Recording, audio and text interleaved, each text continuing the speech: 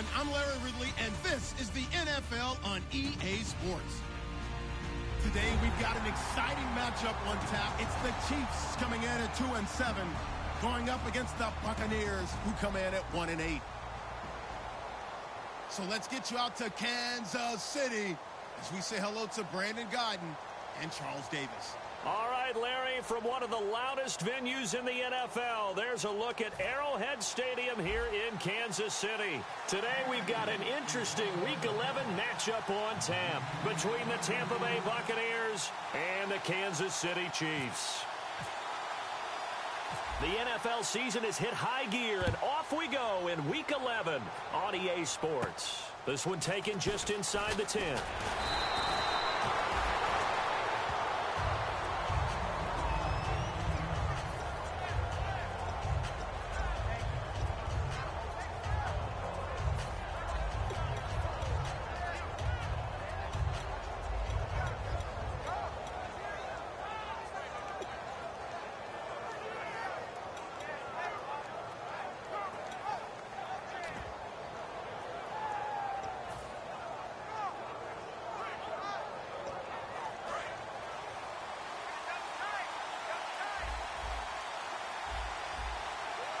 One man on the backfield, that's Martin.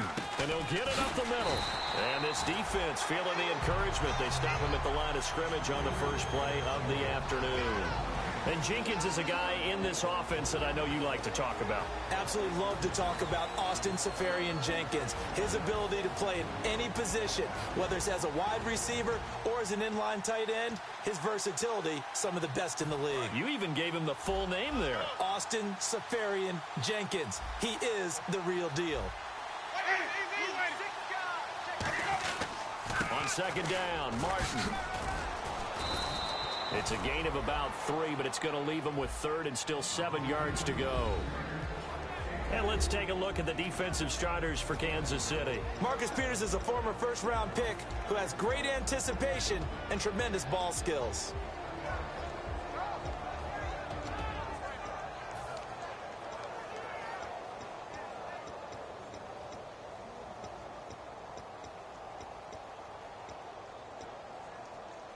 A tough spot here on their opening drive. This is 3rd and 7. And the Chiefs showing a dime look as they defend this third down.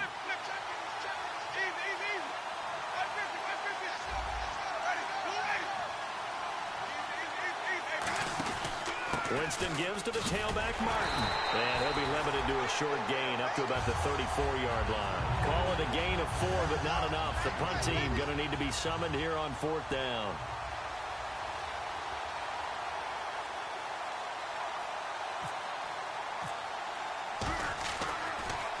He'll send this one into the Midwestern air, and it's a good one.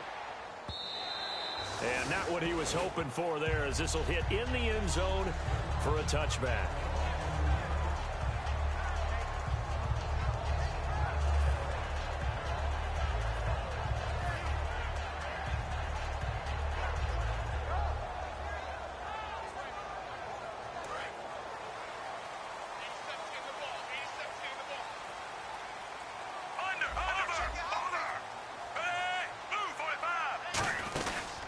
Here we go with Jamal Charles.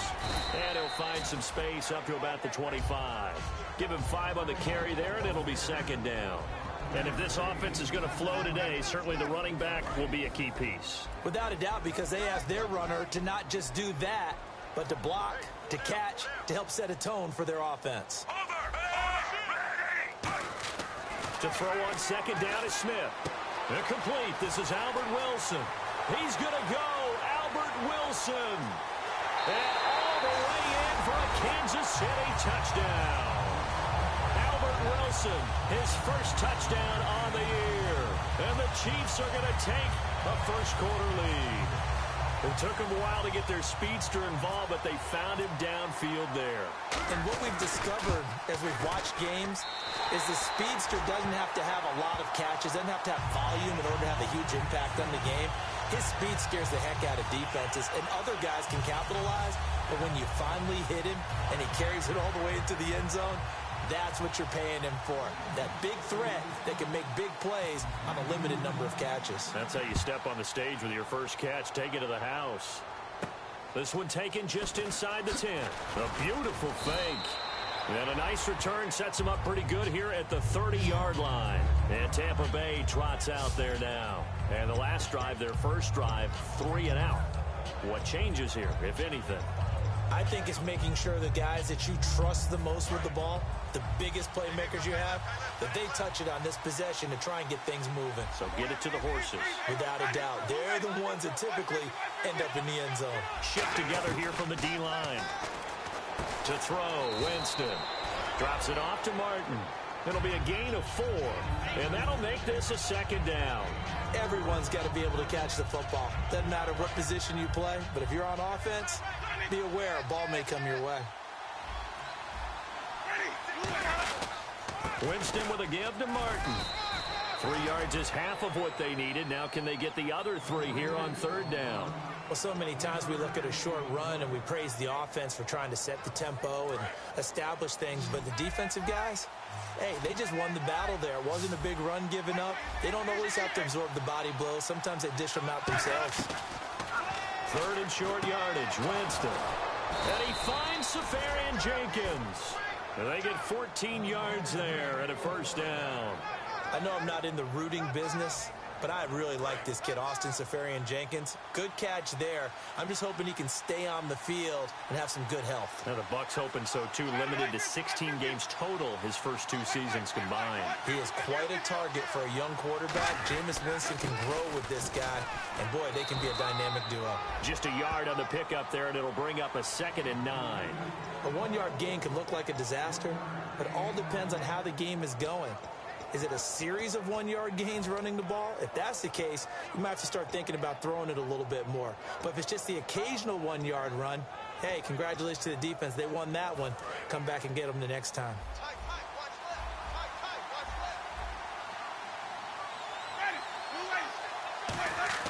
Now a 2nd down throw for Winston. It's caught by Mike Evans. 15 yards through the air and a first down. And that's the first connection. The number 1 overall pick in 2015 finding the number 7 pick in 2014 in Evans. And what a great target Mike Evans is for Jameis Winston. Winston's a pretty accurate thrower, but that catch radius that Evans provides, that makes him that much more dangerous.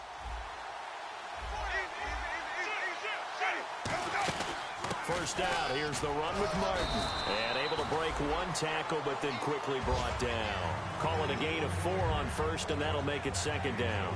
Not a run that you're going to write home about, but still a good first down run. That's what an offense calls staying on schedule. 3 to 4 yards on first down, you're set up very well for the rest of the drive.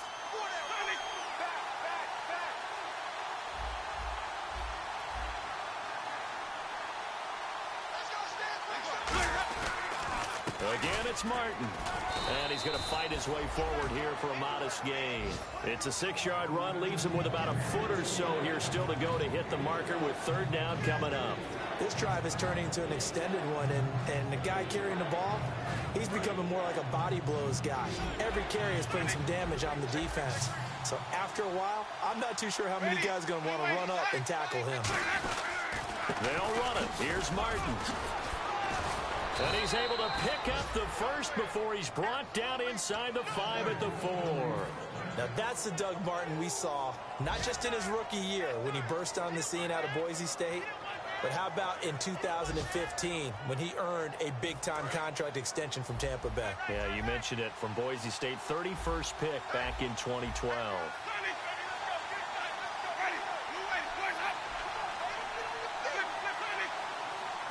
First and goal, defense with their backs against the wall.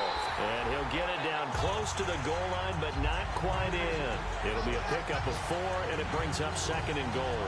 Well, he did get a taste the previous week. He got into the end zone, trying his best to get there in this game. So far, he's been denied. Now, this will be the 9th play on this drive. And the D-line pinching together must be expecting the run. They'll run for it with Martin. And he'll take it into the end zone. Touchdown, Tampa Bay. Doug Martin with touchdown number 7 on the year. And the Buccaneers Tigers are an extra point away from tying up this football game.